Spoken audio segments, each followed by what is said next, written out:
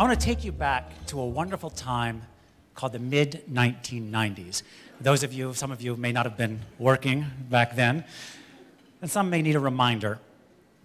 But it was a time when the markets were up, unemployment was down, according to this crude graph I drew, and the internet was barely a gleam in our eye, as evidenced by this actual business card of mine that I found from circa 1996. That is my email address, so large and cumbersome it cannot be contained on a single line. It's a wonder we got anything done. Hi, I'm Rob Biesenbach. Could you send that document to Rob_Biesenbach % OAR at notes.worldcom.com. If only we had a couple more .coms in that address, it would really be great.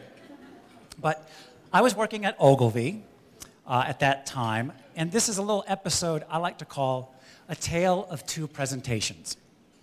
Now, the first of these presentations was an outright disaster, but the second was a qualified success. And yet, these two presentations were essentially one and the same. How can that be, you may be asking? Don't worry, rhetorical question, I'll tell you. I was working with one of our biggest clients. It was a major Midwestern manufacturing firm. And like so many major Midwestern manufacturing firms of that era, it was going through hard times. It was being undercut by more nimble, lower-cost competitors. Its stock price was in the toilet, and the relationships between management and their largely unionized workforce were acrimonious at best. And into this situation stepped a brand new CEO. He'd been with the company for years, but new to the CEO's office. And he pledged to turn the company around.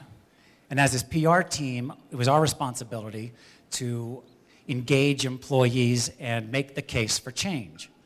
And being good PR people, we implemented a number of tactics across multiple channels. And one of them was what is commonly known today as the town hall meeting. Now, I'm not saying that we invented the town hall meeting.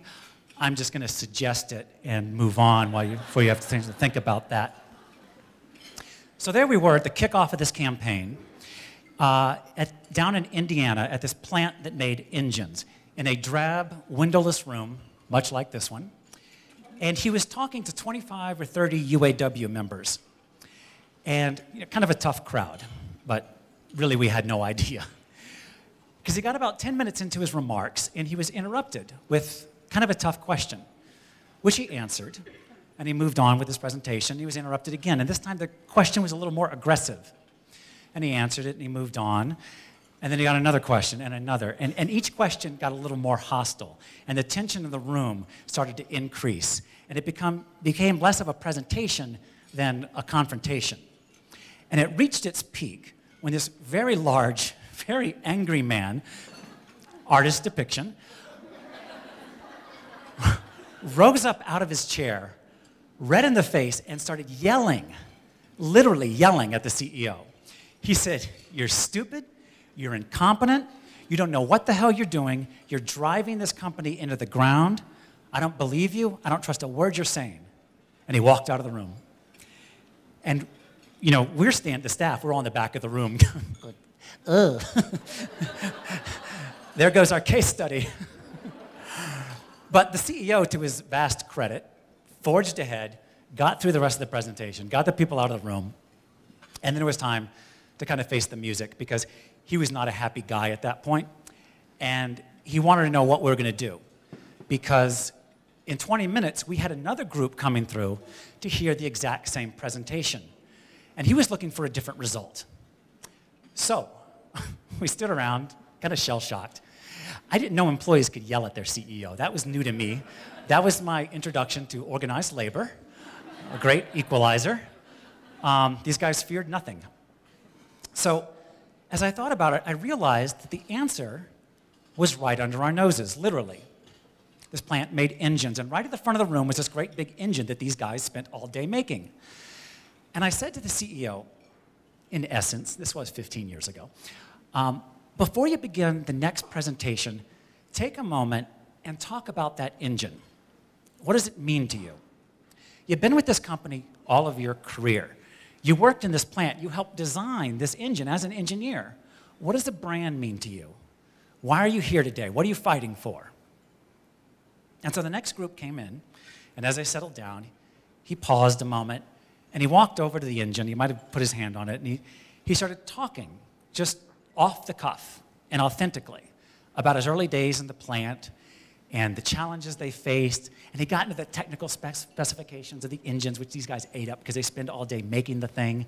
And he talked about the company and his love for the brand and his hopes for its future. And the atmosphere in the room turned around 180 degrees. It was an amazing thing. I mean, they weren't like clapping him on the back and inviting him to the Union Hall for beers, but they listened. They still asked tough questions, but they were respectful. And nobody got up and walked out of the room, which by then was one of our metrics for success. So it was a huge relief. And I didn't realize it at the time, but what the CEO was doing that day was acting. He was putting on a performance, and not in a fake, phony way that we may think of when we think about acting. He was embodying the very best characteristics of the very best performers. He connected with his audience on their level. They may have disliked management and distrusted him, but they loved those engines, and they loved the fact that he loved them too. He opened up and showed a personal side that they never expected to see. He told a story, the basis of entertainment and communications. He talked about his challenges in his early days in the plant. And he used emotion and tapped into the mutual pride and love they felt for that great brand. He used the engine as a prop, essentially, to express himself visually and to create a visceral impression in their minds of what it is exactly that drew them together. And finally, as in any great drama, he raised the stakes. This was a company that was founded at the dawn of the Industrial Revolution, and he was going to be damned if it was going to go down on his watch. And like I said, I didn't really put the pieces together at the time, but it occurred to me that there's a whole new way of looking at communications. I think part of the problem, some of the dull, bland, uninspired communications we sometimes see is that too often we're looking at other people like ourselves for ideas. Especially, I know when I was in the PR firm, we would look at our competitors, we'd look at our clients' competitors, we'd go over their, well, we didn't have websites back then, but we'd go through their award applications, look at the ideas we liked, and maybe take them. And the trouble is, when everybody is looking at everybody's just like themselves, there's no way to stand out because you're too busy trying to fit in. And I submit, instead of looking at other businesses, we should look at show business for inspiration. After all, where are the most inspiring and entertaining stories in our culture coming from? They're coming from television and movies and live theater. We spend $10 billion a year going to the movies. We spend 35 hours a week watching TV on average, if you can believe that. It's like a full-time job. And in this economy, it's a lot of people's full-time job. I don't have a similar statistic for theater, so I just wrote Cats. A lovely show that you may have seen. I have not, but theater draws its own legions of passionate fans. Now, who can tell me who this guy is?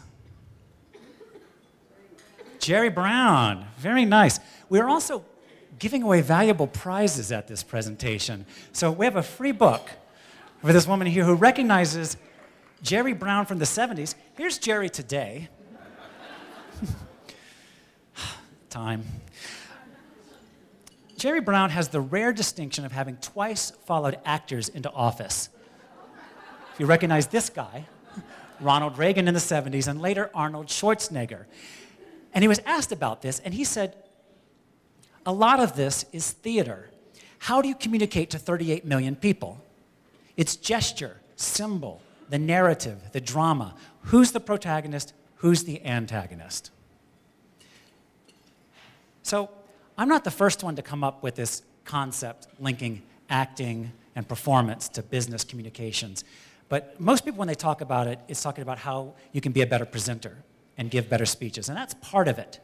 But I think it's much more broad. I believe that you should treat every communication like a performance. Every speech and presentation, yes, but also every email, every voicemail, every meeting, job interview, networking event, blog post, Facebook post, whatever it is, if you treat it like a performance, and if you apply the time-tested techniques that actors use to make the most of that performance, you're going to be more successful.